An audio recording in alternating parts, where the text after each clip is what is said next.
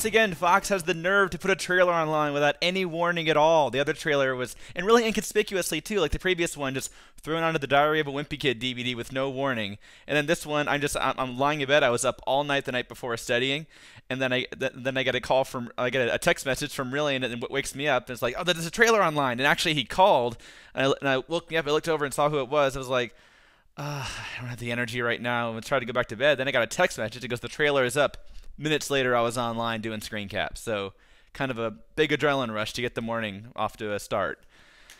Okay, so hopefully hopefully I can do a big, long, maybe 30-minute analysis or whatever, just like the last trailer. Probably won't be as fancy. You won't have as much time to work on it. But right now, I'm just going to focus on my overall feelings. Try not to go into details too much. First off, as a trailer, as a piece of marketing, this is definitely a better trailer. It has more energy. It explains the story and the characters a little better. It's great hearing Harry Gregson Williams' music. Da, da, da, da. You know, that's cool. Obviously, Fox wanted to remind you of Line the Witch in the Wardrobe, you know, whatever. They even have the same trailer music as Wardrobe. So it's definitely a better trailer overall. As far as how this makes me feel about the movie, does it make me feel worse? I feel about the same as I did yesterday. I'm sorry. Yeah, was it? Yeah, it was yesterday that I read that Icarus in the forum posted a big long summary of the plot of the movie Storybook. It's the whole plot right here, basically, and how everything kind of connects. It's probably very condensed, so we have to be careful how much we take from this. And I haven't even had time to talk about that yet. I'll probably just kind of combine that with my trailer analysis, essentially. But looking at this trailer, well, here's what I wrote in the forum. I'll just read it, what I posted in the forum. I don't think I can. Here we go. The book. So what drives Voyage of the Dawn Treader? When I'm reading Dawn Treader, what makes me keep turning the pages? You know, what am I like wanting to see? What's going to happen? What's keeping me going? In the Narnia Web forum, I wrote, the book is driven by the awe and anticipation of sailing into the unknown, the mystery of what happened to the seven lords. They went off and never came back. What happened to them? And the possibility of reaching Aslan's country at the end. Those are the three things that really drive the story forward in Dawn Treader. We know what it's ultimately about. It's about the longing for one's true home and the joy of finding it. But this is the thing that keeps me turning the pages. Now, what drives the movie? It appears the movie is driven by an epic struggle to recover seven swords to defeat a dark green mist. Guess which one I think is more compelling. It's kind of, again, I talked about this before in a previous video, that it's the easy button they're pressing.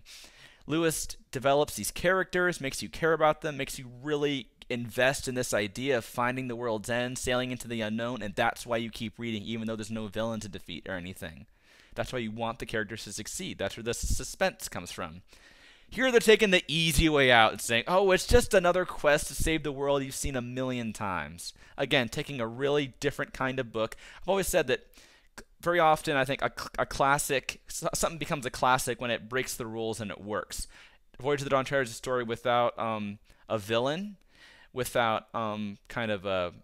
It doesn't have that. I mean, it does have a through line with the Seven Lords, but it is very episodic. You know, it's not an ideal kind of situation, but it works. You know, the goal when adapting it into a movie should be, let's try to capture what makes it work in the book and try to make that work in the movie. And they're not doing that. They're just taking something really different and unique that sticks out in my mind and turning it into something we've seen a million times. Might be wrong. You know, we've seen in the past that Fox is playing dirty by putting the White Witch on the poster and in the marketing and trailers, and putting Peter and Susan out there, even though they'll have a very small role. You know, so Fox is playing dirty, so maybe they're overemphasizing this whole Seven Swords plot. Rillian in the forum said, they're making this into a survival story, and yeah, I kind of have the same concern. So overall, it's definitely a better trailer. Some of the positives, visually, it looks really great. Some of the effects need some work, but some of the effects look really good. It looks like everything a Dawn Treader movie should be. When I imagine what should a Dawn Treader movie look like in my head, it looks something kind of like this. As far as just the look of it, the cinematography, the color palette. I love the Koryakin's room with the soft blue light kind of shining up at them. Really creepy. The sea serpent looks really cool. Rillian calls it more of a worm, but Yes, it is, but it still looks really neat. Not what I imagined. Will Poulter looks outstanding when he's on the ship and he's like, "Get me, where the blazes am I?" And then faints. Like his performance looks, I would call it in a word, fearless. This is Will Poulter, not afraid to look stupid. He just goes for it, holds nothing back, and sometimes that doesn't work. This time I think it's going to work. Really, I was looking forward to Poulter before. I thought he was going to do a good job, and now I'm really a bigger fan of his than I was before. I think the sword fight and the bell tower looks like it's going to be cool, where they come to the Lone Islands and they think it's abandoned, apparently, according to the storybook plot. And then the guys with ropes, they rope down, and start fighting them. That does kind of capture part of what I like about Dawn Treader, that mystery of, well, what happened here? So that could be cool. It really sounds like the first 40 minutes are going to be great. Oh, they have that shot I've been asking for. On this blog, I've been saying this. I want to see a shot of Reapy Chief standing on the Dawn Treader's prow, gazing east. They have that shot in the movie. I always imagine it with a sunset in the background instead of rain, but they got it. That's a very memorable image from the book. I hope we see that. Hope we see more shots like that. I asked for that shot specifically, and here they have it. Were they listening? I don't know. Thought that was really cool. Some of the negatives, I'll go into this in much more detail, just name a few here. The Minotaur, was it something I said? You're on the old treader. That sounds so dorky. You can tell it's heavily edited. I think it'll play differently in the movie. Hardy har har. Sounded like really stupid, cheap humor. And of course, if it's distracting you, I can change form. And then Edmund and Caspian's going, oh, we already knew that was there. And that is so cheesy. It's even cheesier than I thought it would be. Looking at it, it's like, this does not belong in a Narnia movie. One of the reasons I was looking forward to Narnia movies is avoiding this kind of thing. So cheesy. Grow up. It doesn't belong in this movie. It can see a light from this world, Koryakin says. Oh, my eyes rolled so hard when he said that. His dialogue is just sounding worse and worse. The Seven Swords plot is just getting more and more ridiculous. There's nothing this absurd or magical, I would say, in just about any of the books.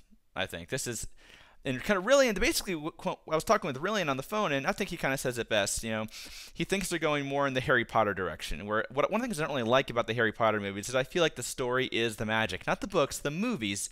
Whenever there's something magic, it's like, oh, look at this cool magic thing right here, and that's kind of all the story is in the movie.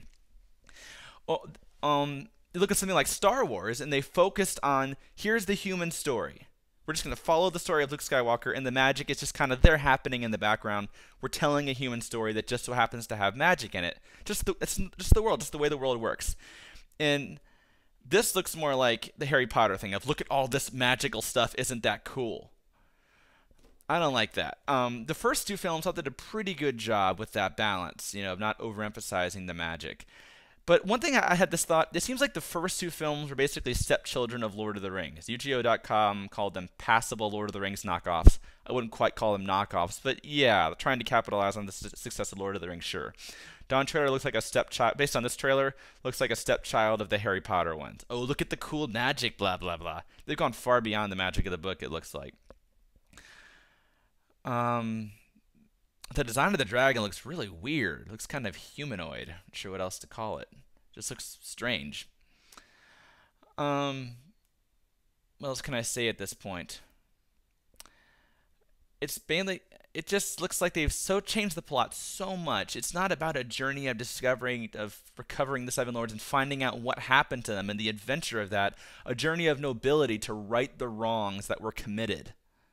No, it's a survival story, going out there to save themselves, basically. And I can't just write off the movie completely and say, oh, this is just a knockoff of the book, because there are going to be some good stuff, great things in here. Visually, it looks great. The acting looks really solid. Will Poulter's going to be great. The first 40 minutes, I think, are going to be good. And then it just gets so stupid. This whole Seven Swords thing sounds really, really cheesy. It really does sound like a video game plot. So that's all I've got right now. Overall, do I think this is going to be a terrible movie? Probably not, because there are some things to like about it, I think. Am I gonna dislike it? I think I might dislike this movie. At the moment, I'm afraid they might have butchered this movie. I'm not sure they have right now. But this trailer has put the fear of that on me. Like, have they really messed up this story? Have they totally missed the point? I just wonder, do they even have a clue what this book is about? That's kind of what I'm left with right now. So hopefully in the next video I'll have something much more detailed, have a lot more of my thoughts.